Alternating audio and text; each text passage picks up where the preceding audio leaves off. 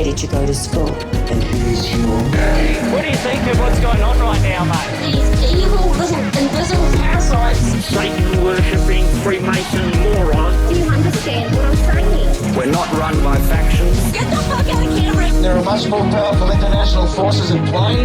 Is this pink eye? Is this what pink eye is? I don't fucking know what's happening. I had to actually Google it, neo-Nazi men. Please go outside and look at the moon quickly. It's been crazy, guys, but guess what? It's how it is, mate. Mate, because I want to do it slowly. Well, I ain't spending any time on it. Welcome to the Conditional Release Program, a podcast that delves into the netherworld of cults, crims and con artists. I'm Jack the Insider, otherwise known as Peter Hoisted for tax purposes. And I'm Joel Hill, and in today's Conditional Release Program, we are taking a long, hard look at the January 6th uprising, the House Committee hearings, and what Jack describes as a gap in our knowledge of what transpired in the planning of the attack on the Capitol building. Yeah, it's all very murky, and one particular meeting could go a long way in determining if Trump faces charges along the lines of conspiracy to commit sedition. And we'll be extending our iniquities into the iniquities? Fucking spell check. And we'll be extending our inquiries into the Gen 6 mayhem to our beloved patrons who keep the show rolling along. And for those who aren't patrons, you won't get to hear it. Oh, well, you can, provided you're prepared to pony up to our Patreon. Or if you send me a message with a sob story, appeal to our leftist tendencies about how you broke and your cat's sick and fucking whatever, that'll work as well. I've got a sick cat. Please help, because for as little as $5 a month, you can pay my cat's vet fees, and they do exist. So that would be great. And as a bonus, there is all sorts of content behind the paywall, which varying degrees of quality, but it's not so bad. Yeah, and you can get stuck in by going to www.patreon.com/the Conditional Release Program and have a good look around there. Yeah, have a sniff. But I'm with the free bits. There's all your favourites. There's Black Bill Fuckwit, Substance to the Man, and the rest. And in disturbing news, the week in Pete Evans has been set aside because he's just pointless. It's the real point about Pete Evans. He's pointless. Yeah. And he's been cast into the abyss in favour of our favourite new Senator-elect, Ralphie Babet, in a new segment, Deej and Titles. See you later, Pete. Yeah, and it may only be for this week, but let's just see how boring Pete gets and for how long. But in the meantime, we better get on with it. And that means it's time for the Conditional Release Program's weekly news. He was warned. He was fucking warned.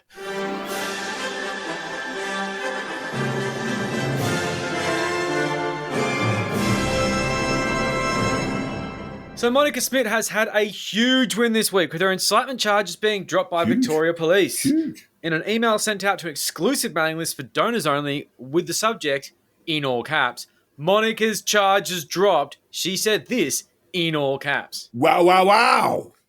Is that how you envisage you're saying it? Wow, wow, wow. Not wow. I don't know. Wow. Wow, wow, wow! Wow, wow, wow. The police have just dropped the charges. And then she wanted to say this. Without the comfort of knowing I had financial backing, there's no way I would have been able to continue, and I'm sure it's part of the reason they're backed off. It's classic Monica. Just always courting those donations, you just keep them coming in. But unsurprisingly, it wasn't the financial backing that scared them off. Yeah, I didn't think so. Actually, because Monica Smit is kind of irrelevant now. Yeah. This is the statement from the DPP. The Director of Public Prosecutions has decided to discontinue the incitement charges on the basis that there is no longer a public interest in pursuing these matters. Ooh. No longer a public interest. Bit harsh. Come on, Monica, don't worry. You're not irrelevant. It's them, it's not you. You're still a huge thorn in the side of the government. You still matter. You're relevant. It's just not interesting. We're just kidding. Anymore. No one cares about you anymore. You're boring. Yeah. So what's next? She's going to fight to get all the money back and then some because she wants compensation.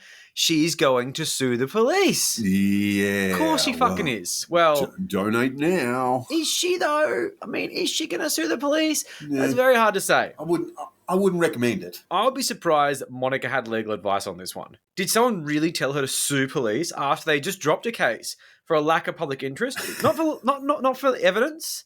Not for any reason that's material to the case. It's because she's not interesting enough. You know what makes you interesting, Monica? Suing the police. Don't be interesting. Pull your head in. And this is the thing. I mean, like, cookers have this obsession with just testing their luck. They just love pushing authorities and anyone until they break and they go, oh, what happened? But surely she can't be this stupid. But that's her business model. That's what she does now. She gets donations from people and she spends them on reckless pursuits like suing the police. I mean, there wouldn't be a lawyer. Well, there probably are about 4 lawyers in Victoria who'd say, yeah, now that you've got this, you should go and sue the police. Most sensible lawyers would be going, well, you dodged a bullet. Yep. Now pull your head in and shut the fuck up. Time to go and have your baby and live a normal life. Oh, I know. And that is the thing. Speaking of babies, it has been a very hard month for Monica, who has been seen without that flashy engagement ring of hers. Because apparently she's parted ways with her scurvy-stricken fiancé, Morgan Jonas. That's a priceless zirconia on her finger there. Yes, I'm pretty sure it would have been a diamond, to be honest. They were doing very well at the time. And the power couple from Pakenham, they were set to carve out a piece of the Australian dream, hills hoist and a lot. And now it's the dream's kind of dead. Nightmare. She's living in a fucking van down by a river. I mean, she has had a win. She's on the government cheese. She is. She's loving it. But the thing is that when she wins, we tend to win as well. Because instead of calming down and laying low, she's not keeping a low profile. She's not doing anything smart. She's going to antagonize the cops with frivolous court cases, with chip packet lawyers based on terrible advice. And it's just going to make her funny content. Yep. So, look, I would say in the meantime, Monica, thank you, Moni. I think you've earned a few vodka cruises, packet of pretzels maybe, go all out. Take the night off because freedom has won today. You've won a battle, basically the war. It is just such a shame they dropped the charges because they can't be bothered pursuing you due to your lack of relevance. You're not interesting, Monica. That's pretty sad. It's a bit sad. Oh, Mon. And over in America, Joe, and this will shock you, according to Second Nexus, a online news reporting agency, and this was kindly passed to me today by most excellent friend of the podcast, Mark the Keeper, Mark. That is. We all Good know lad. Who Mark is, or we both know who Mark is. He's an excellent fellow and a great friend of the podcast. Absolutely. In Minneapolis, Minnesota, a Trump supporter has been indicted by a federal grand jury on 2 counts of wire fraud after it was discovered he set fire to his own trailer and defaced his garage with pro-Biden and Black Lives Matter graffiti, then claimed he was a victim of arsonists because of his Trump MAGA flags. Of course he was. 29-year-old Dennis Vladimirovich Mola made the news in September of 2020 when his trailer and vehicles burned and graffitied, including the phrases Biden 2020, BLM, and the anarchy symbol, a capital letter in a circle, were found scrawled in paint in his garage. And of course, no one does that. That's not how this works. It has that sort of Jussie Smollett sort of vibe. It's so sus, right? Immediately sus. And for anyone who doesn't remember that story, he is a gay black man, fairly successful actor, or at least was, who staged an attack on himself to elicit sympathy from fellow celebrities, which worked. And then, as the story came out, it was just so absurd that it was clearly a setup. And there's lots of evidence to prove that. It was interesting. Now, these people have this sort of bizarre idea of what Antifa is. These like weird MAGA fuckers who only watch Fox News and have no idea about the world outside of their strange little cult sphere. So they try and recreate these sort of things for clout, money, or both, just like Jussie did. Another instance of this, which I absolutely adore. This story is fantastic. When this 85-year-old disabled veteran claimed his property was vandalized with a burned Confederate flag in the driveway alongside in giant black spray painting Blacks rule. That's a little obvious, isn't it? We blacks, we rule. Yeah, a black person didn't write that. Oh yeah, blacks rule, whites drool. Like, shut up. But this is the thing, like, only a fucking moron who watches too much Fox News or Right Side Broadcasting Network would think that any anti-fascist would write Biden 2020 on his trailer. anti-fascists don't like Biden, you idiots. But back to Minneapolis, Minnesota, where Dennis Vladimirovich Moller submitted multiple insurance claims for the damage to his property, as well as collecting more than $17,000 from donations made to two GoFundMe accounts. Moller originally claimed the fire was set because he was a Trump supporter and made a big deal of how it affected his family. At the time of the blaze, Moller said, "It just shocked me. This kind of stuff shouldn't happen, especially over beliefs of some sort." It didn't. And it would not have happened unless Moller set fire to his own garage, allegedly, and then sought to claim it on his home insurance, allegedly. It all blew up in the media when a reporter got back to Moller in recent weeks to ask him how he was going, now past the trauma of having his trailer set alight and his garage door graffiti. But unlike earlier, when Moller was a proper little media tart pushing his GoFundMes and complaining about what horrible people Biden supporters were, he remained stoically tight-lipped this time. Now, Joel, you're a law-talking guy. Arson, insurance fraud, not to mention the GoFundMe grift. Trump and Moller has to be looking at a long holiday. Well, it's one of those things where I don't really know the ins and outs of American wire fraud law, but what I can say is that Jussie Smollett got 150 days and a $145,000 fine for lying to police, which is a very different charge, but it's a situation where, similar to this, there's a lot of aspects to this that aren't being charged. They're just sort of finding the one that they want to use, which is this wire fraud thing. So, for example, with wire fraud, according to basic internet research I've done, anything over $500, which this is a federal offense and can result in 20 years in prison and fines up to $100,000. That's not good. That's not good. Dennis Vladimirovich. Ouch! He's going to have a shit time because he doesn't have Jussie Smollett's lawyers and he doesn't have $100,000. What he does have is he has a lot of time to spend in a small room. He's going to have a holiday. I'd be very surprised if he didn't. Yes, well, what are the lessons there, Joel? I don't know. Don't. Just don't grift. Don't grift. Don't commit fraud. And if you're going don't commit obvious fraud. Do your fucking research. Write ACAB on your trailer, you fucking moron. Not Biden 2020. Jesus Christ. Blacks rule. Blacks rule. Money. I'll do anything for you. Money. Just tell me what you want me to do. And the Conditional Release program is proudly brought to you today by the Smith & Wesson M&P 15 Sport Rifle, which takes all the sport out of spree shootings. Yes. Listeners, if you're tired of guns that jam and play havoc on your shoulder with kickback while you're out and about mass murdering, why not reach for a Smith & Wesson M&P 15 Sport Rifle? For just a touch under a gorilla, you could be the proud owner of one of the finest mass-killing devices ever made. If the Wallopers want to know what you're doing in a two-bedroom apartment with a weapon designed for combat and war, tell them you're a hunter. Yeah. Which is true in a way. It is. That's awful. The Smith & Wesson M&P 15 Sport Rifle comes in all your favourite footy team colours. Yeah. What better way to say, I barry for Collingwood while you're killing people who are begging for mercy? Oh, Jesus. Bet that neighbour who complains about the rock and roll music you listen to won't be quite so feisty when he sees you proudly shouldering the Smith & Wesson M&P 15 Sport Rifle. Which you can now do anywhere in public because the Supreme Court has protected your right to do so. Well, road rage will be a thing of the past. Yeah. And what better way to say, I don't think we should see each other anymore than with a Smith & Wesson M&P 15 Sport Rifle. Jesus. Remember, guns don't kill people. It's the bullets that come out of them at 1,500 metres per second that do all the damage. I think one of the first things it says within the Constitution is all laws within.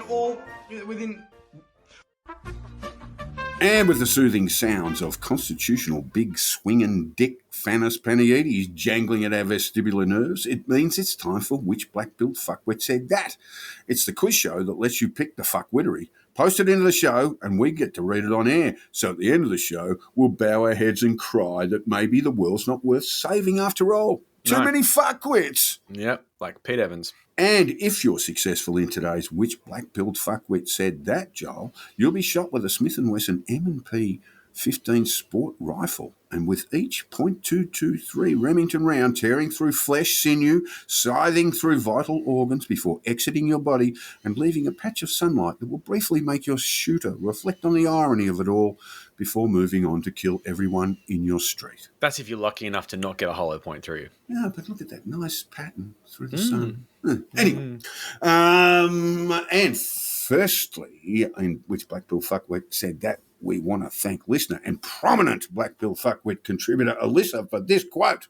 And we can talk briefly about the subject matter after the quote, Joel. And it was buried, well buried. It was indeed well buried. But yes, this has been another big story in the United States. And here's the quote in relation to it. She, in parentheses, the 10-year-old rape victim, would have had the baby, and as many women who have had babies as a result of rape, we would hope that she would understand the reason and ultimately the benefit of having the child. Oh, it's so much more fun when it's conspiratorial. Get raped and just think, I'll have the child because it'll be beautiful. That's awful. It is just awful. This relates to a true story, actually. That it does. And you know the story, and many people will be just appalled by it.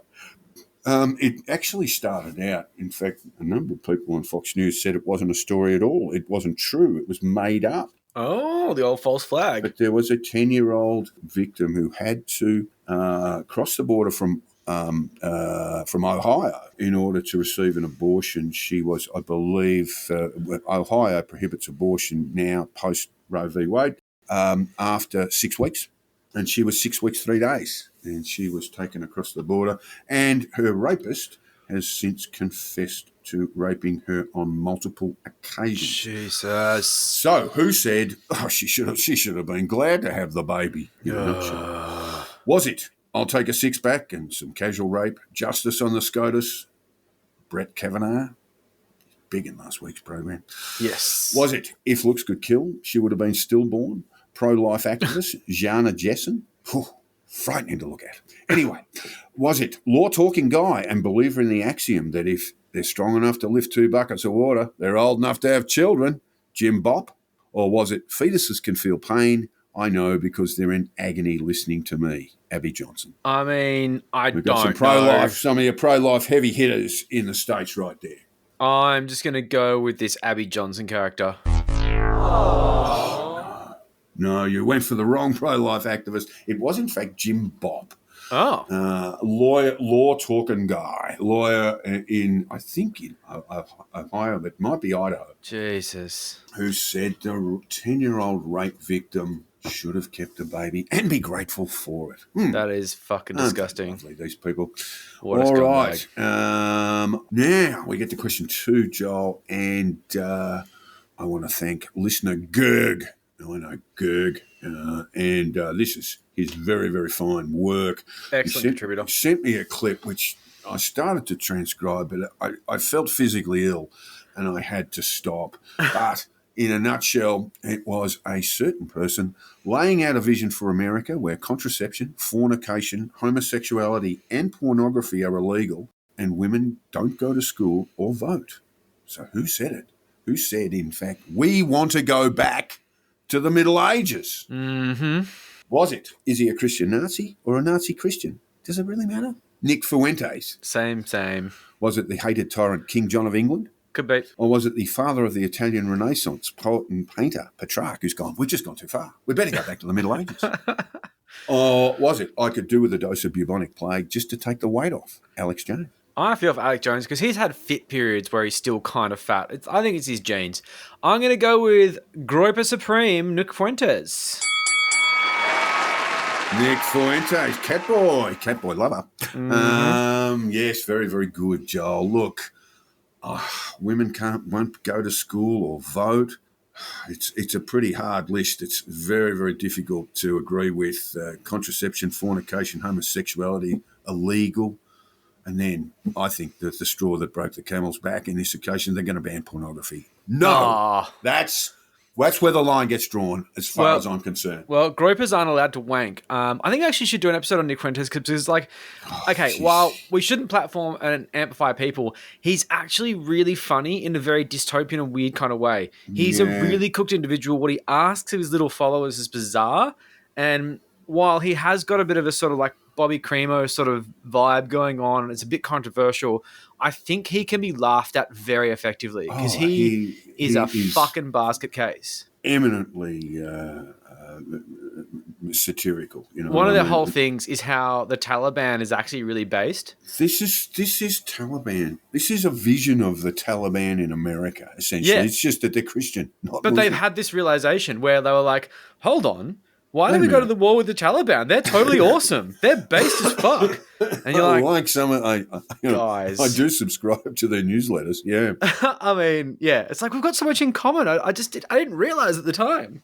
All right. Well, we're going to be having a look at the 45th POTUS very, very soon in our rabbit hole, Joel. So I struck up some very senior political bigwigs, including him, who may have made this quote. So here it is. Extremism in the defence of liberty is no vice, and moderation in the pursuit of justice is no virtue. So that's right. That's a man who, and just so you know, they're all the availables are conservative politicians, Republicans. My lack of surprise. Yes, but that's basically just saying, just go your hardest.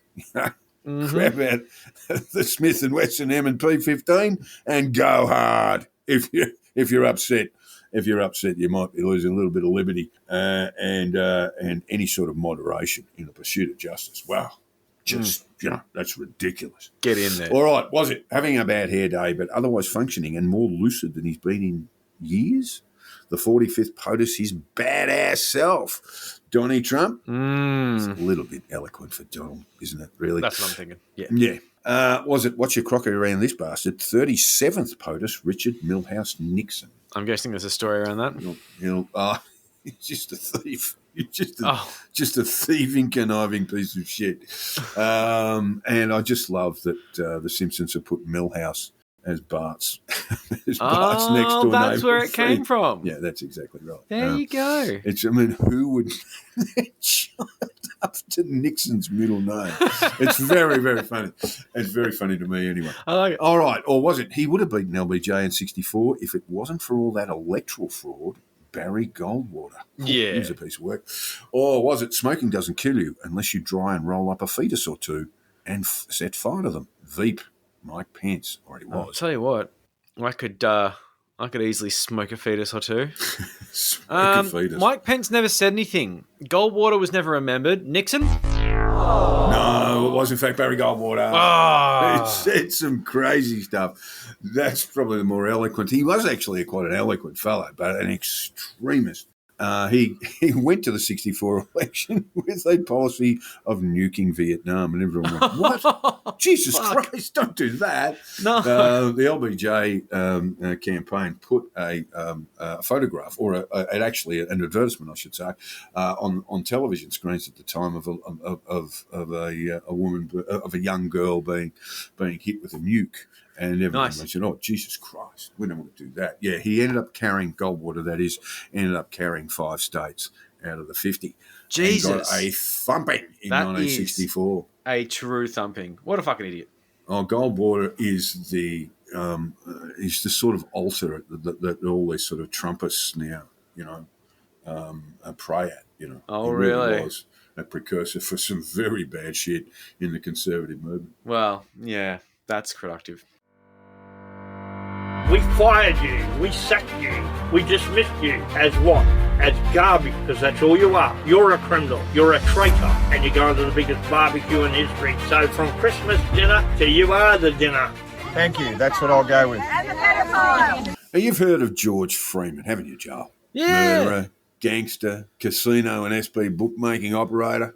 Yep. Well, pretty much only what you've told me. That's what I know through this podcast and various television shows, and yeah, that's what I know. Yeah, he's a very dapper gent. Only man who could wear a white suit and really pull it off. I mean, not the suit, but, get away with it, And George did as he pleased because he had most of the coppers, magistrates, and 1 or 2 police suite. But he also did as he pleased because he was a free man. George Freeman. George David Freeman. He did spend quite a lot of time in jail as a young man, which must have been a crippling irony, being George Freeman. But once he put all that behind him, he became a free man, free as a man to create all sorts of carnage. Poor old Jackie Muller. George the Free Man really made a mess of him in one of those cases that if you come for the king, don't miss. Yeah. Otherwise, George the Free Man will be all over you. Yeah. And maybe that's what the free man delusion means, because according to the Border Mail, hell of a paper it used to be, well, maybe still is, but I'm not sure, but one of the great starting points for many fine journalists, Joe, the Border Mail in Albury-Wodonga. And the Border Mail reports another free man is thumbing his nose at the law. And this is what they came up with. A man who has previously claimed to have arrested magistrates during court appearances says he is taking a driving ban to a higher court. Not sure if that actually works jurisdictionally, but I'm sure he'll find out. Yeah, he's on his way. Desi Bird Freeman was convicted in the Wangaratta Magistrates Court on June 30 of refusing a roadside drug test, speeding, and using a mobile phone. Probably making one of those dumb fucking videos in his car, right? Yeah. He was banned from driving for 2 years and fined $1,200. Aww, that's a bit sad. That would suggest to me, Joel, that he's got a couple of priors up his sleeve. But anyway, yes, not saying for sure. Might have a couple up his sleeve. It would. The North East Albury man did not appear in the Wangaratta court and was convicted in his absence. What rebellion. Don't turn up. Yeah. Don't contract. Don't contract to the Don't court. contract. As soon as you walk into the court, you've got a contract. Fucking idiots. The matter had been before the court on many occasions, but was adjourned before being finally finalised. Yeah, maybe not everything great at the Border Mail at the moment. But anyway, it was a good paper, Joel. I promise you it was. And his quote was, "I'm strongly defending those charges." Are you, though? You didn't go, Des. You didn't go. You didn't turn up. Freeman said he had waited 2 years for a fair hearing, which in his mind doesn't exist. And, this is great, asked to drive while his appeal was pending. Yeah, it doesn't work that way normally, does it? No. The magistrate Lance Martin said, "I'm not going to hear it until I'm satisfied that both sides have an opportunity to properly put their cases to court. There is a proper process to be followed." That usually includes turning up, just saying. His bid to drive pending the appeal will be heard on Monday for some reason. I mean, this is the kind of stuff that shouldn't get past the registrar, but fuck it, why not?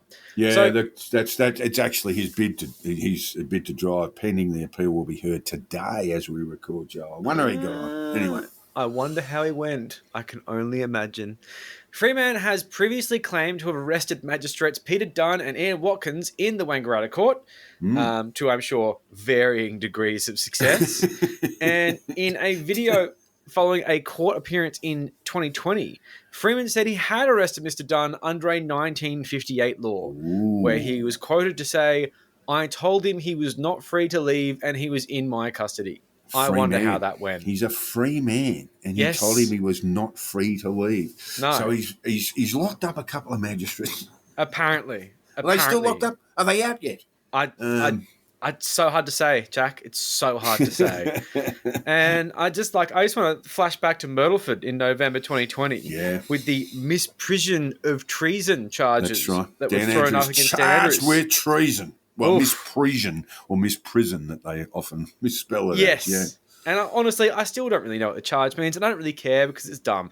But the great thing is that apparently 250 people turned up to the courtroom, and they said they were going to, as is tradition, arrest the magistrate. Yeah. And the issue is that there wasn't a magistrate to arrest because it was done by video link. It did. And there was no magistrate in the building. Yeah. So they didn't really do their research, as they are famous for doing, and they made complete cunts of themselves because they're stupid.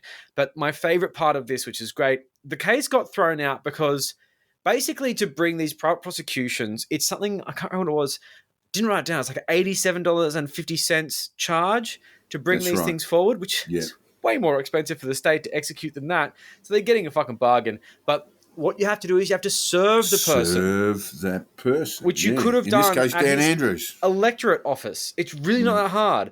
But they didn't bother because these people are stupid. So Mr. Dunn, the magistrate, immediately tossed out the case. Just dismissed it because there's no basis. There's no standing for it. They didn't serve the guy. And Upon learning, one of the organisers outside said in a microphone, "They just threw it out. We have to start all over again." Hooray! Don't start all over again. It's not going to work. You fucking So moron. we reckon that the magistrate then was Peter Dunn, who, free man, has previously claimed to have arrested. Yes. And he's probably a travelling magistrate, so he goes from Myrtlefoot to Wangaratta and other parts of Victoria. So we reckon that could be free man, Desi Bird free man, although he's not named in any of the reports. Yes, well, look, there's a lot of people involved in the misprision of treason case. I'm not sure if Desi was involved. I just think it's really funny that people think they can arrest magistrates.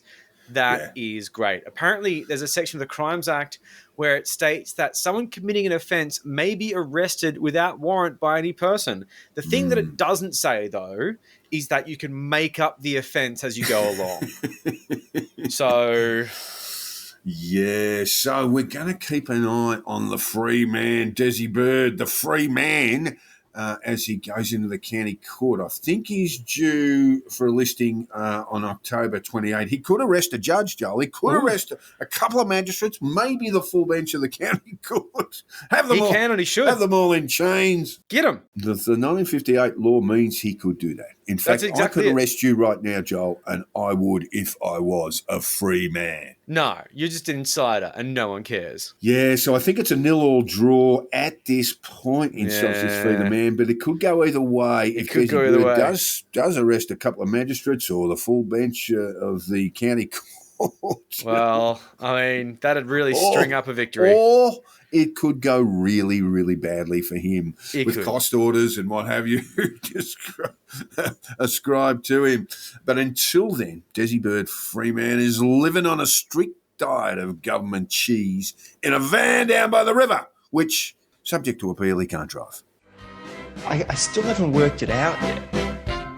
And if you haven't worked it out, keep asking the question. And keep looking for the answers. Because it's irrelevant. We've been talking in news items about the January 6, 2021 riotous and illegal entry to the Congress, and we've been following the congressional investigation as it's been going, what it is leading to, and we've tried to keep you informed, but the topic is absolutely by far too big for just one of our news items. It goes for fucking ever. Yeah, let's look at some of the things we do know. We know that by December 18, 2020, Trump and his followers had decided that legal action could not stall or change the result of the 2020 presidential election. They lost each and every one, including 2 cases the SCOTUS dismissed. And in the aftermath of a meeting in December 18 in Trump's office, in the Oval Office, a tweet emerged. In fact, it was came out in the wee hours of the 19th of December, where Trump said, big protest in DC on January 6th. Be there, will be wild. And to be fair, it was wild. So he wasn't wrong. Yeah, because what we're saying is that at that point, everything kind of changed. They knew they had no legal avenues left. And so what took place then was a plan from Trump and his cohorts to have the joint sitting of Congress interrupted on January 6th. Yep. And have Vice President Mike Pence decline to accept the counts from the Electoral College, sending them back to the states to be revised, possibly changed and reaccredited.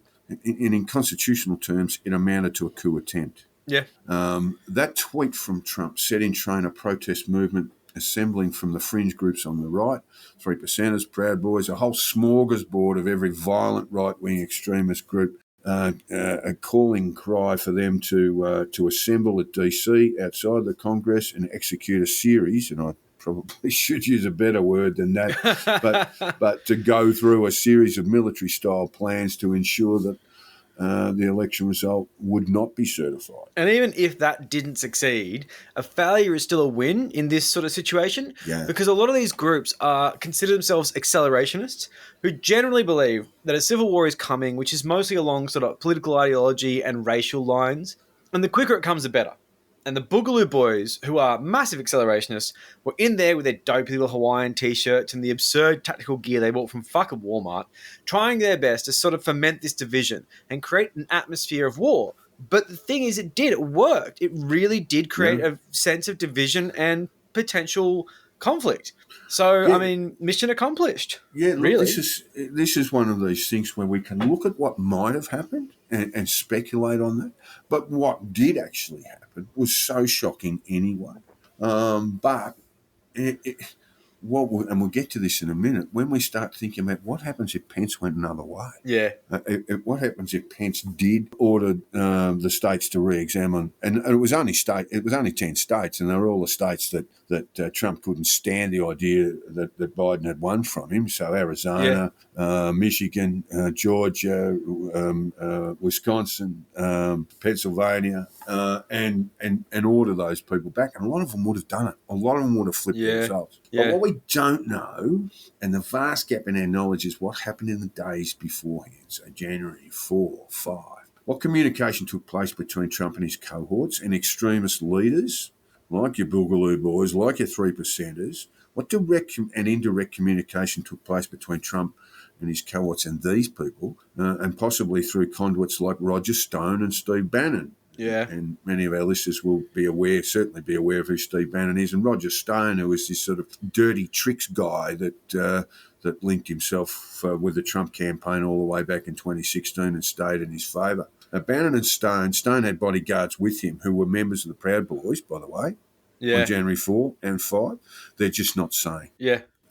And Bannon is one of two former Trump aides to face criminal charges in connection with rebuffing the committee, rejecting their subpoena, along with former White House trade advisor Peter K. Navarro. More on him later. He set out a whole list of justifications for rejecting, for Pence to reject the college votes.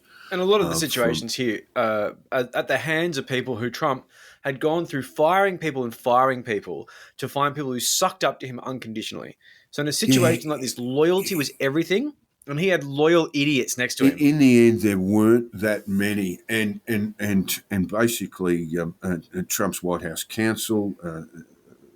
Basically, he wouldn't go with it. So there were these groups of the ultimate Trump sycophants, and Bannon certainly was one of them. He was prepared to go all the way. Navarro was another. Even people like we might say Mark Meadows was sort of halfway in, halfway out. Oh, would you say that? That's interesting. Yeah, I always thought he was all in. We'll get to that in a minute. So Bannon had refused to engage with the House committee, so he just said, no, I'm just not doing this. On the same day Navarro was indicted in June last year, the Justice Department disclosed that it would not charge former White House Chief of Staff Mark Meadows for rejecting the subpoena, for failing to respond to the subpoena, and Communications Chief Daniel Scavino Jr., because they had cooperated with the committee to a point, whether it was by providing relevant documents or records of conversations in text. They didn't want to appear in person, but they provided the committee with some relevant documentation. Bannon did none of those things. Yeah. And Bannon has talked tough. Pray for our enemies, he said, because we're going medieval on these people. We're going to savage our enemies. That was when he was indicted as the Trump. Well, just not long after he was indicted, in one of his podcasts, he said, "Who needs prayers? Certainly not Stephen K. Bannon." He does for that splotchy face, though. Surely there's a stroke coming. Yeah, that's one hell of a case of psoriasis, I think. Doesn't look good. It's a beauty. It just feels there's something underlying there he needs to really work on. Look, while Bannon is looking at a jail term for contempt of Congress, it won't be a long one. His jail term could be as long as a year or as short as a week. Can't be anything longer than that, and depending on how proceedings go. But his strategy has been to avoid any plea deals so far, but he is guilty if his counsel, David Schoen's remarks in court are anything to go by. Schoen asked the presiding US District Judge Carl J. Nichols, "What's the point in going to trial if there are no defences?" The judge replied simply, "Agreed." Uh-oh. So that's kind of in lawyerly language. That's a request for Bannon's lawyers to do a deal. He attempted to use presidential privilege, that the conversations that he had with Trump were under presidential privilege, but that was flipped. That was decided against him. And so all he's got left is basically he has been in contempt of the proceedings. So he can't really do anything now but go and have a plea deal. That's the thing that's going to save him. And now he knows that. Yeah, okay. Because, he'll probably hang tough. I mean, Yeah. if it's a difference between a week and a year in jail, he obviously wouldn't prefer the year, but he'd probably stick with that. He's a pretty scary guy, and he's got very scary supporters. He's got very I don't scary like him. supporters. It freaks me out. Bannon's cooperation is critical, although it probably won't happen. You know, Bannon was at the centre of the conspiracy at the Willard Hotel, and this is where we're going, right? The Willard Hotel. It's a 5-star hotel, a block from the White House, and we sort of know who was there, but we don't know who was plotting and who planned what and with who. And we don't know a lot about the communication with the White House just around the corner.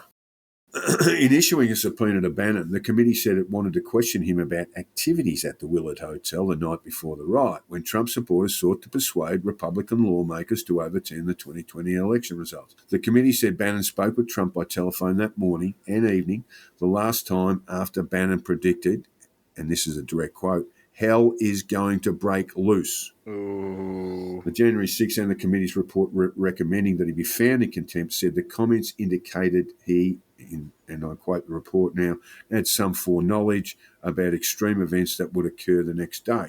The group that assembled there, they called the Willard Hotel the Command Centre, a set of rooms and suites in the posh hotel a block from the White House, where some of President Donald Trump's most loyal lieutenants were working day and night with one goal in mind: overturning the results of the 2020 election.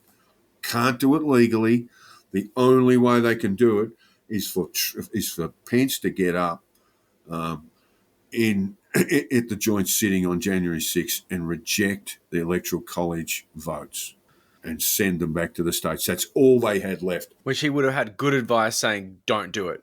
Just don't do it. This is a bad idea. Don't fucking do it. The January 6th rally on the Ellipse, it's just outside the Capitol building, and the ensuing attack on the Capitol building itself by a pro-Trump mob would draw the world's attention to the quest to physically block Congress from affirming Joe Biden's victory. But the activities at the Willard that week add to an emerging picture of a less visible effort mapped out in memos by conservative pro-Trump legal scholar and pursued by a team of presidential advisors and lawyers seeking to pull off what they claim was a legal strategy to reinstate Trump for a second term. They were led by Trump's personal lawyer, Rudy Giuliani, who was there that night. Stephen, who was actually at the Willard Hotel that night. Stephen Bannon was a presence at the Willard Hotel as the effort's senior political advisor. Former New York City Police Commissioner Bernard Kerik was there as an investigator. Also present was John Eastman, the scholar who outlined scenarios for denying Biden the presidency in an Oval Office meeting on January 4 with Trump and Vice President Mike Pence both present. The effort underscores the extent to which Trump and a handful of true believers were working until the last possible moment to subvert the will of the voters, seeking to pressure Pence to delay or even block certification of the election, leveraging any possible constitutional loophole to test the boundaries of American democracy. Eastman provided the legal framework for the delay, or for the proposed delay, that Pence would not accept the Electoral College vote, refer it back to the states and shut down Congress. Eastman's first memo, only 2 pages long, described a 6-point plan by which Pence could effectively commandeer the electoral counting process and enable Trump to win. The memo was first revealed in the book Peril by Bob Woodward and Robert Costa. Recommend that anyone really interested in January 6th have a read of it. And it's just some stunning insight into Trump's personality from Woodward and Costa. Anyway, the committee has also requested documents and communications related to Eastman's legal advice and analysis. Eastman told Washington Post on Wednesday that he has not yet been contacted by the House Select Committee investigating the insurrection. You're a lawyer, Joel. Why do you think that would be? Why wouldn't they have approached Eastman, who provided this sort of legal architecture for this, what was clearly illegal? In fact, Eastman actually acknowledged that it would almost certainly be unconstitutional. Well, firstly, I am not a lawyer. I am a student at law, and I am legally bound to make that incredibly clear. Well, let's see. You're from a behavioural point of view. Why are they not hitting up Eastman right now? I'm not sure. I mean, the thing I find fascinating about this Eastman guy is he's smart. Because you start down the bottom and you go up the top with these sorts of things, right? Yeah, because he's a smart guy. Like, why is he fucking doing this? Yeah, surely he knows this is a mistake. It tells me they're going to get him. It tells me that's what it tells me. So they keep him out. The last person into the tent is going to get dealt with the hardest, and each person who comes in before them. So the early guys, they get a chance to cooperate. Yeah, right? they get a chance to cooperate. But the last guys, they don't need to from cooperate. there till you get to the sort of almost the top of the pyramid, and then they start really whacking people very hard. So Eastman's got some. That tells me that Eastman's got some terrible problems. If what he told Washington Post is true, and he hasn't been contacted by the Select Committee, that means they've got something. I mean, it's not a prosecutorial body. Let's be clear about that. But they refer. They would refer to the Justice Department, and on the basis of what the Justice Department's done already, we would anticipate charges to be laid. Whether they'll go as high as Trump remains to be seen, and there are some issues. We'll talk about those shortly. But those who are really within that Trump, within that very close Trump circle on January 4, 5 and 6, if they were seen to be urging him on, they have got a problem. If you're involved, you would not be getting good sleep. Not good quality sleep. Yeah, so Wapo put to Eastman questions about his involvement in the Trump team's operation in that time frame, and his reply was, to the extent I was there, those were attorney discussions. You don't get any comment from me on those. Oh. So he's got to be a little bit nervous. In May, Eastman indicated that he was at the hotel with Giuliani on the morning of January 6th. We had a war room at the Willard. I used that term, war room, just was that a good idea?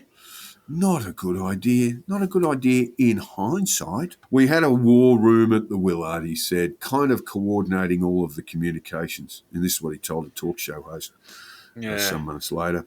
Also present was one American news reporter, Christina Bobb, a lawyer by training who was volunteering for the campaign at the time, according to people familiar with the operation. She was there as well. She's a journalist, right? And you could say, okay, you're just there reporting on this. Yeah. She wasn't. She'd volunteered to work for the Plausible campaign. deniability.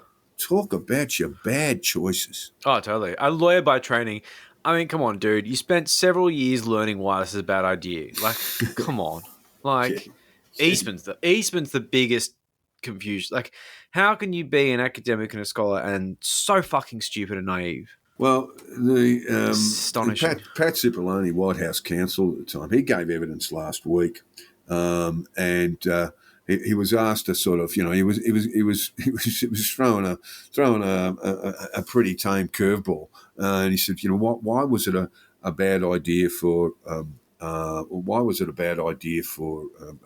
this architecture, this design to have Pence basically overrule the election results? And Cipollone's response was, do I really have to tell you why that's a bad idea? Do I really need to tell you why that's a bad idea?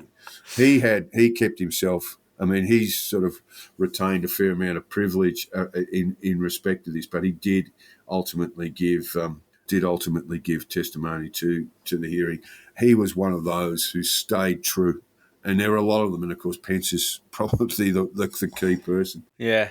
Former we mentioned it before, this is Kerrick, the former New South Wales, former New York Police Commissioner Bernard Kerrick.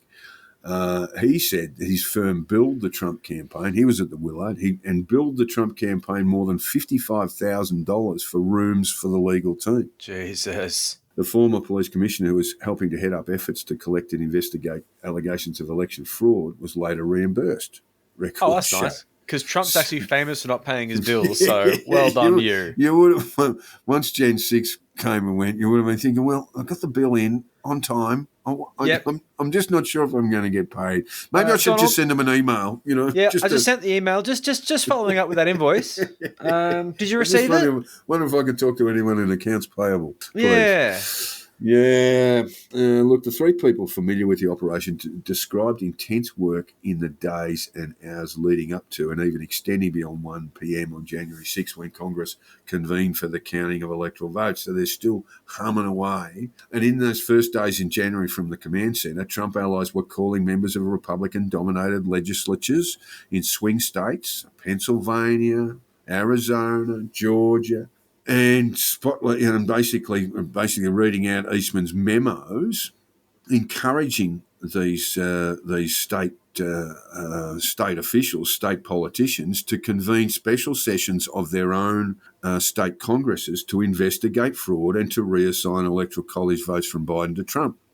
Calling elected officials to do insane shit. Yeah, well, just imagine getting that call, just being like, "Are you fucking serious? You're kidding, right? You really want me to do that? Are you fucking nuts? Have you lost your mind?" Some people did that. Others didn't. On January 2, 2021, Trump, Giuliani and Eastman spoke to 300 state legislators via a conference call meant to arm them with purported evidence of fraud and galvanise them to take action to decertify their election results. "You are the real power," Trump told the state lawmakers, according to a report in the Washington Examiner. The Washington Examiner being the sort of right-wing version of the Washington Post. Mm-hmm. "You're the ones that are going to make the decision," he said. A participant on the call, Michigan State Senator Ed McBroom, who's a Republican, great name too. Yes, he's sweeping legislation. Recalled listening as Trump, Giuliani, Eastman and others described the power state legislators had over the certification of electors. "I didn't need any convincing about our plenary powers," McBroom told the Washington Post. "I was listening to whether they had any evidence to substantiate claims of significant voter fraud that could change the results in Michigan." The callers did not provide additional information or that sort of information, he said, and he did not support a delay in the electoral vote count. So one day's gone, "I'm not doing this. You keep talking about fraud. Where's your evidence?" You're fucking mad. And they didn't have any. No. Of course they didn't have any because it was all made up. It was made up in the mind of fucking Trump and Giuliani on, I think it was November the 4th, at around about 2 o'clock in the morning. And Giuliani, he's denied this, but according to everyone else who was in that room in the White House, he was shit-faced drunk and walked up to Trump and just said, just tell him you won. Just tell him you won. And that's when it all started. Madness. Just when the votes were being counted, within sort of 12 hours of the final, well, not final election, but election results coming through. And this being in the most powerful country in the world that sends armies and billions of dollars to instill democracy in places they think don't have fair elections. Let's ruminate on that as we move forward. Yeah, we'll keep going, but this is a great gap in their constitutional authority. I mean, if Pence had rolled and gone with Trump, God only knows what would have happened. Yeah, I mean, like the Constitution and many other legal documents assume that people aren't fucked in the head. Yeah, exactly right. I mean, there's occasional provisions. Oh, yeah, we should. What we do if we've got a president who's gone mad? Oh, well, we'll create a constitutional amendment number 23. I think it is, isn't it? Yeah, it's an amendment, and it's up the back somewhere. And this person is cooked. Get rid of them.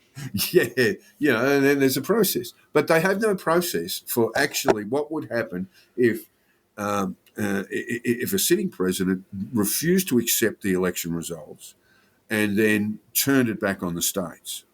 The courts had decided we're not deciding. This is not our job. So this is the sort of crazy thing that they came up with. As I say, Eastman being the architect of it and acknowledged openly that he thought it was unconstitutional and said that probably they'd go to jail if they proceeded with it. Oh, good. Well, that's going to be helpful. There's a risk. There's some downside. Let's go anyway. Yeah. But look, when we talk about this, Mr. McBroom, the Michigan State Senator, he said, well, I didn't get the information, so I knew exactly what I was going to do. He was going to reject all this nonsense. But others appear to have been persuaded. 3 days after the call, dozens of lawmakers from Arizona, Georgia, Michigan, Pennsylvania and Wisconsin wrote to Pence. They asked that he delay certification of Biden's victory for 10 days to allow, and I quote from the letter, our respective bodies to meet, investigate, and as a body vote on certification or decertification of the election. Uh-huh. So a lot of them have fallen, right? Yeah. This could have happened. And it all fell apart because Mike Pence rightly believed he did not have the constitutional power to send the results back to the states. Yeah. But just imagine for a moment what would have happened if he did. The chaos that would have been wrought is almost unimaginable. People wouldn't Trump know what to would have do. had to bring in extraordinary powers because people would just flooded on the streets. Yeah. It would have been so violent. The military would have been called in. Trump would have no doubt brought that in. He would have brought in extraordinary presidential powers that are used in wartime. He would have brought all of those things in. It was spoken a lot about in the QAnon circles, martial law. Yeah, martial law, all of that sort of stuff. And then just remained as president. And you just try and dislodge me. Because he's fucking nuts. So all hail Mike Pence. He's a very strange unit. But all... it's probably worth remembering that when someone like Pence or even just someone joins the Marines, they take an oath, not to the president, not to the Congress, but they take an oath to the Constitution. And so they hold it, almost sacred. Mm-hmm. The trouble is that it's a wildly interpretive document. It is. And basically, when there are people around who are just as awful and terrible as Donald Trump, they can sort of drive a truck through it, or at least try to. Just look at the Supreme Court. Yeah. Anyway, Mike Pence did the right thing, but again, you just got to think about what might have happened. What happened was bad enough. Yeah, people died in the Capitol building and outside it. Law enforcement officers sustained injuries and later died from them. That pilled girl died. She got shot. Yeah, and they pilled the former. I think she was former Air Force. I think she was a vet. Yeah. Sergeant shot dead. I mean, it shouldn't have happened because this vile narcissist could not conceive that he'd been beaten. That was it. Just tell him you won. Yeah. Rudy Giuliani. Just tell him you won. Yeah. And I remember that speech because it was probably at a reasonable hour.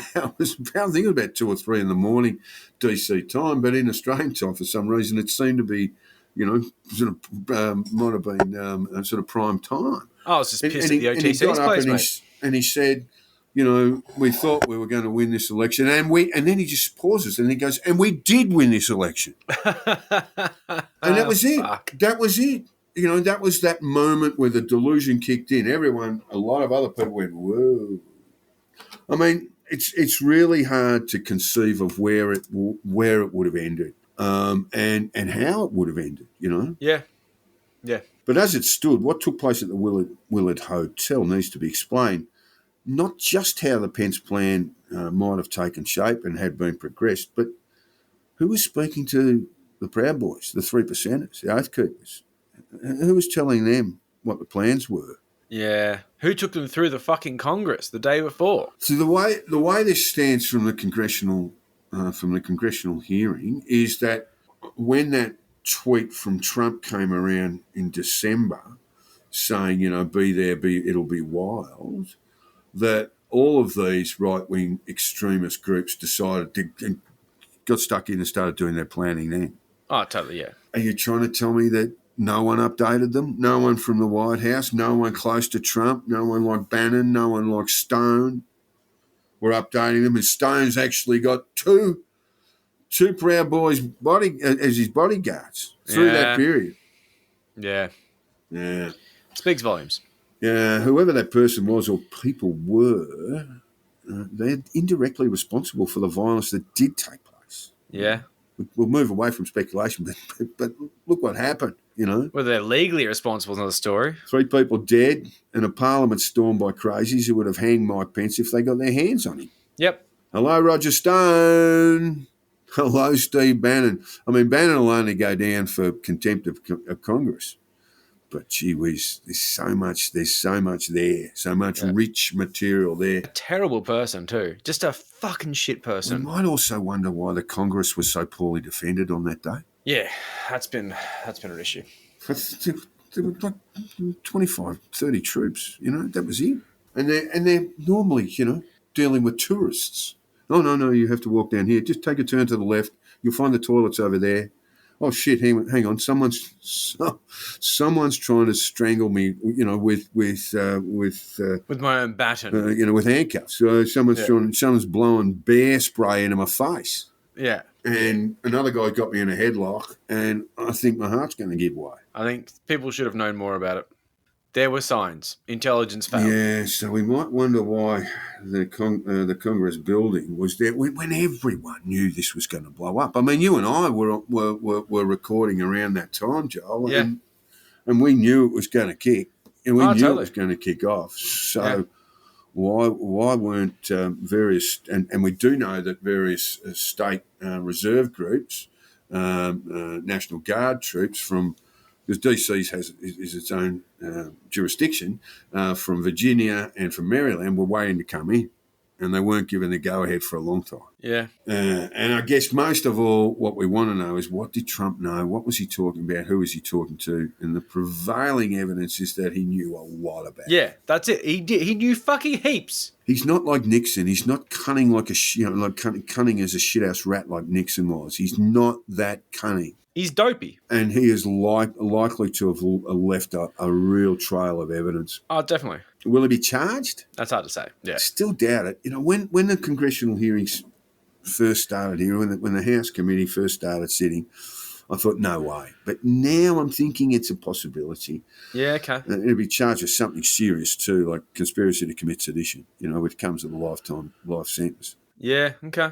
And I think they're better now. I still don't think it's likely, but I think it's better than it was, because this committee has sort of uncovered a pathway all the way to the Oval Office. If they jail Trump, there will be a fucking uprising from idiots. Those morons fucking worship him. It'll make the OJ trial look like the Wangaratta Magistrates Court, mate. It will. It will. Look, the difficulty comes from charging. Well, the difficulty arises from charging. He was sitting president at the time. Yeah. And there's all sorts of constitutional exemptions that go around being a president. Yeah. Not a lot have been tested, and it sort of evokes Watergate, because no one was quite sure. There were arguments put around that Nixon could not be charged, that he was acting as president, therefore a president can't commit crimes. It's one thing that the right wing have been sort of carrying through for a very long time, and if whatever president does cannot be illegal, so therefore there are no consequences. Yeah. Probably worth reminding our listeners that Nixon was impeached in the House, and that impeachment was well on the way to the Senate, and he'd lost everybody, and he was going to be, he was almost certainly going to be convicted in the Senate, and would have almost certainly lost the job anyway. But again, constitutional murky area. But one of the items of impeachment that went through the House and would have gone through to conviction in the Senate was the secret war in Cambodia. Yeah. That Nixon had basically prosecuted a war and not told anybody about it. Hadn't told Congress. And Congress must approve invasions of foreign countries. Yep. And that's why I still put Nixon a mile ahead of Trump, by the way, because he was just a real piece of shit. Anyway, when we get to Trump, probably not going to be charged, but what this House committee, the House committee hearings have done is it basically shown his behaviour in the wake of his election loss to America, and it's now there for all to see. It's exposed him as a bit of a fucking narcissistic cocksucker, and it kills him. I don't know what I'll be prepared to bet on this, but basically the House, if you like it, he's dead. As a political candidate, these hearings have killed him. He's the only one from the Republican Party that Biden can beat in 2024, and the GOP knows it, and he's dead politically. I don't know. I'm not completely convinced of this. I'm happy to watch out and find out and see if you're right. I won't die on this hill, but Trump 2024 has a lot of legs. Biden is not getting any younger, and the gradual damage of a death by 1,000 cuts of suggesting he's a demented old man. I hope that Biden doesn't run again in 24. I think neither of them will. I don't think Biden will run again. If they were going to run to some sort of sense, he's 1,000 years old. Don't think for a moment that Trump will stop being political, because that's his business model, right? Well, it's the only thing that makes him money now. Yeah, I mean, who's buying anything from the Trump brand? Endorsing candidates. Yeah, oh my God, the guy is dead in the water outside of this. Who's buying anything from Eric's Trump website? Yeah, he's selling candles. No one. So this is how the grift will continue for as long as he basically, but as soon as he announces that he can't do 2024, so he'll get rolled in the primary. It won't be that he'll come up against Biden or whoever it will be from the Democrats. It will be that he's rolled by DeSantis or someone else in the Republican Party. I don't think Trump will run if he can't win. So at some point he has to say it's over. And when he says that, he just disappears. He becomes, an irrelevance. Okay. All right. I'm not sure. Yeah, that's what happens. He loses all power at that stage, Joel. Trust me. If he loses, he's fucked. But I don't think he's going to do it that easily. So like the grasping fucking narcissist that he is, he's going to keep this pushing and pushing it. He said just a week ago, big announcement, on his Trumper version of Twitter. What's it called? Truth Social. Yeah, Truth Social. He said on Truth Social, no, big announcement coming. This is 2 weeks ago, by the way. Coming soon, big announcement, be on your toes sort of thing. And it was like nothing. But he's a hype man. That's what he is. He's a fucking hype man. He's hot air. Yeah, so the moment he says, I'm out, or, look, he may be so disturbed as to get into a primary and then get flogged in that primary. Yeah. And as soon as he says, it's over for me, it's Mar-a-Lago and put your phone up, but put your feet up and the phone doesn't ring. Yeah. It's as simple as that. Yeah. Well, that is, unless he's bankrupted in the meantime. So here's the thing, right? So one of the many polls regarding the Jan 6 riot, insurrection, if you want to call it, attempted coup, shows that a vast majority of Americans believe Trump created the big lie and is responsible for the hell of January 6th, right? Yeah. So we often get this different focus. Many media companies seek to explain why so many Republicans still believe in the great lie. Yep.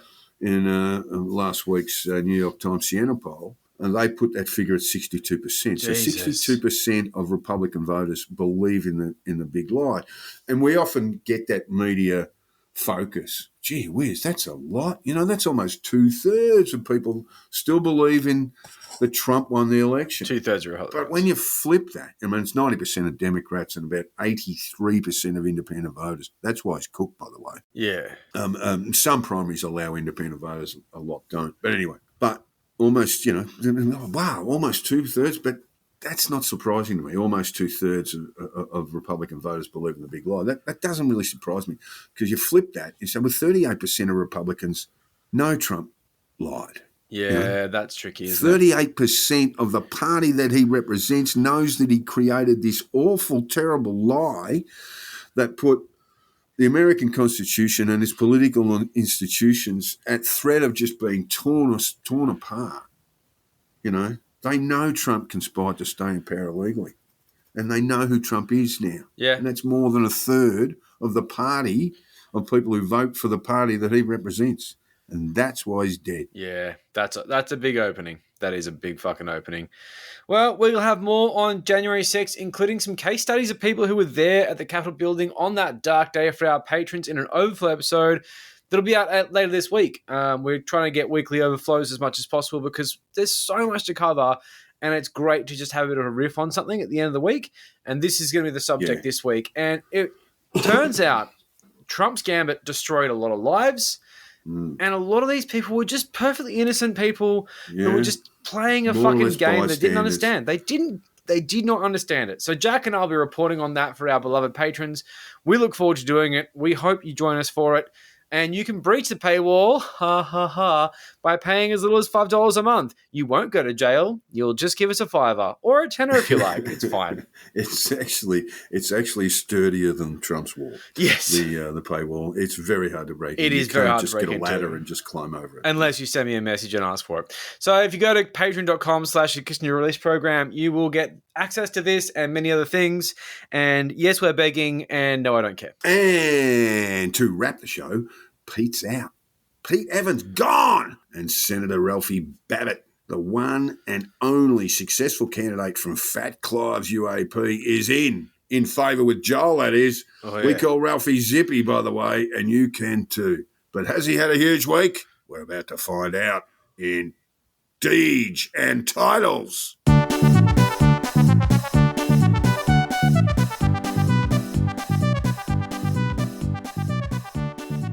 And it has not been a huge week in Pete Evans. Not even huge. close. No. The bloke barely cracked 70 posts this week, and they were all complete shit.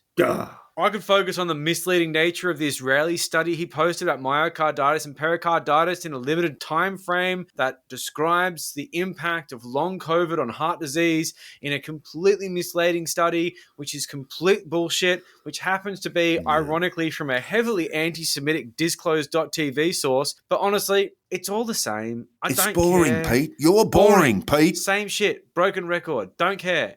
Pete is on this big run of anti-vax nonsense, and it's just so repetitive. Gloating about people being sick is weird. I don't know why you do that. Posting made-up bullshit about depopulation programs. It's just, you were doing this a year ago. Boring, man. You're boring the shit out of us, You Pete. need to grow. You need to grow and maybe evolve. You fucking dead shit. But Senator Ralph D. Zippy Babet, He's our man. he's been on a fucking roll. He has been on a roll. He's our man. The issue with Pete, and as much as I love the week in Pete Evans, and it is not over, it's just on pause, but while Pete mindlessly shares memes from questionable sources, Zippy shares these news articles, but then adds his own 2 cents. So these news articles are from the most predictable fucking sources, The Spectator, Sky News. I mean, what do you expect? It's only the quality journalism that shapes a mind like his. But unlike Pete, man, like, you know, he's getting in there. He's got a voice. Whereas Pete, I just got to patch together the nonsense he posts. He's a senator now. Big boy. He's a senator, just like Pete should have been if he took his invitation. He'd be wearing his big boy trousers. But Ralph is still trying to figure out politics. Zippy hasn't quite got the ropes yet. He's trying to figure out his ideology, you know, because he's never had to really worry about that before. But luckily, he has opinion pieces from political geniuses like Alexandra Marshall in The Spectator. Ellie Melly. To help shape his wisdom and, you know, really figure that shit out.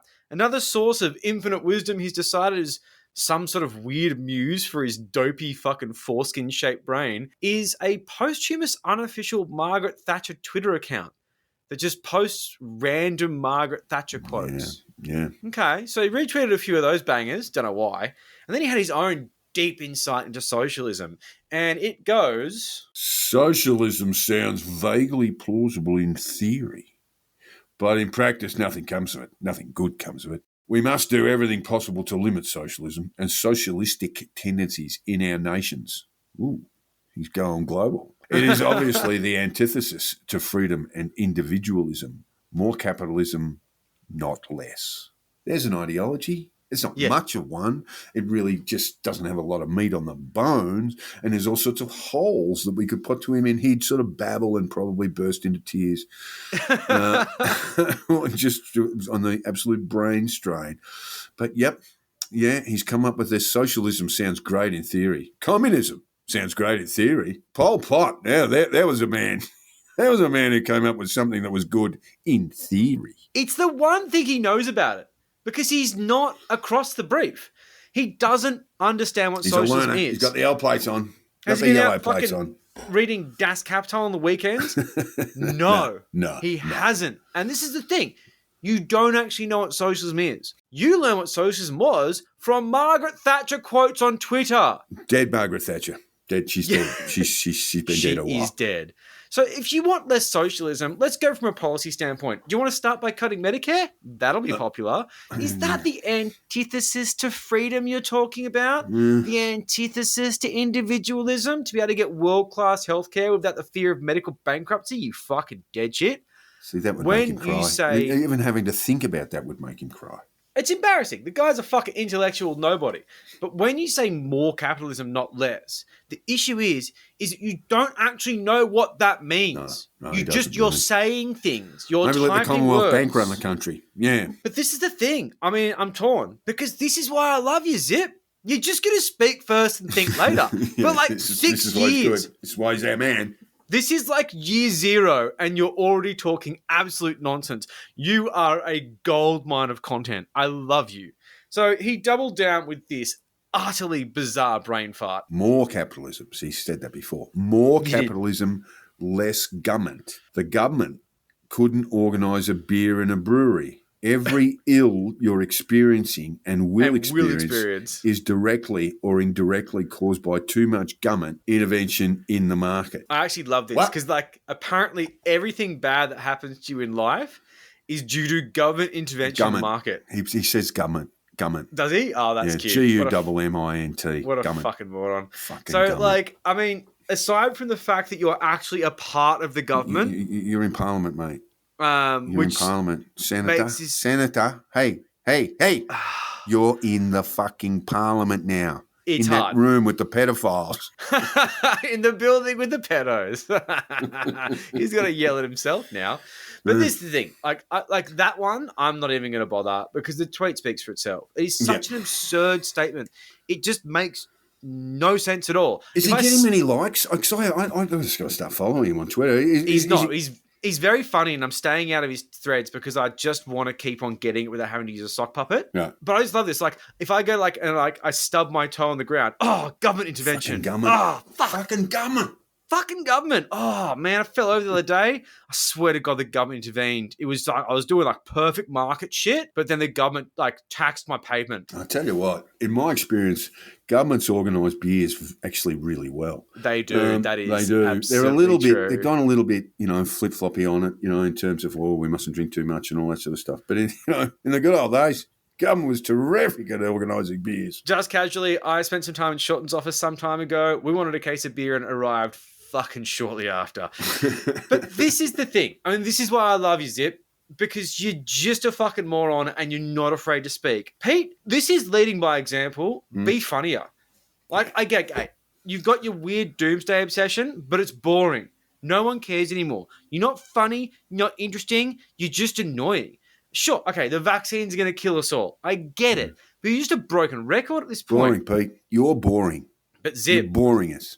Zip's hilarious. He's fucking great. And while you're just busy maintaining your lavish lifestyle with this $2,500 a head slumber party you're pulling off, old Zip making me giggle on the regular with hot takes on Twitter about things he just fundamentally doesn't understand. And he doesn't have any self-awareness whatsoever. I fucking love him. He's great. So yes, until you do a better job at bringing some hot takes in your Telegram, and I'm not just saying sharing bullshit that I'm going to rip apart, I'm talking original content, old Zippy Bab is going to be the boy at the end of the show.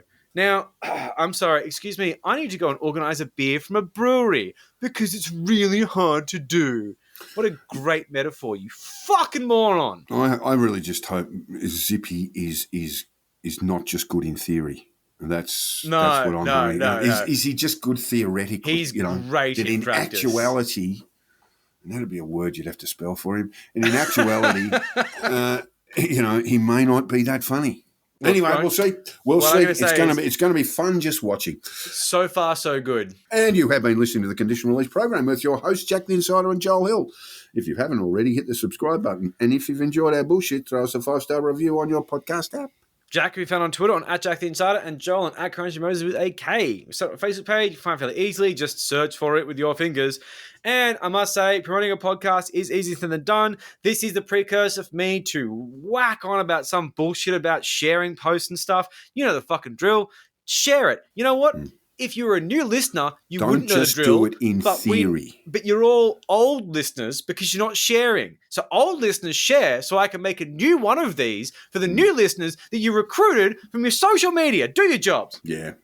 Got to say that. It's harsh, but it's fair. It's and harsh, the Patreon is up and running, and we ask listeners to consider throwing a few dollars our way. Yeah, for as little as $5 a month, we have access to all sorts of bonus content. There's People's Treaty. We do overflows. We're trying to be better. We posting things, and they're just shit you can listen to while you're doing the dishes and driving. But if you give us even more money, you get other benefits. Look at the tiers. We offer stuff. But if we get to 1,000 patrons, we promise we're just going to walk straight into Downing Centre and just arrest a magistrate. I'll do it. It's completely legal. 1958. We can do it. We can do it. Crimes Act and shit, bro. Yeah, we love the grift.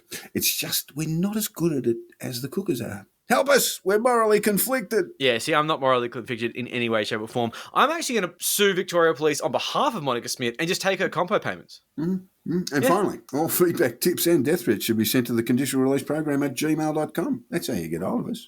Yeah. We would love to hear from you, even if it's to tell us that you've recently been a victim of a hate crime. Just make it up as you go along, and I'll surely send you a stubby holder out of pity. In theory. Poor lad. Thanks, listeners. See you next time. Guys. Take care. I don't think I ever want to talk to any of those people. Fuck me!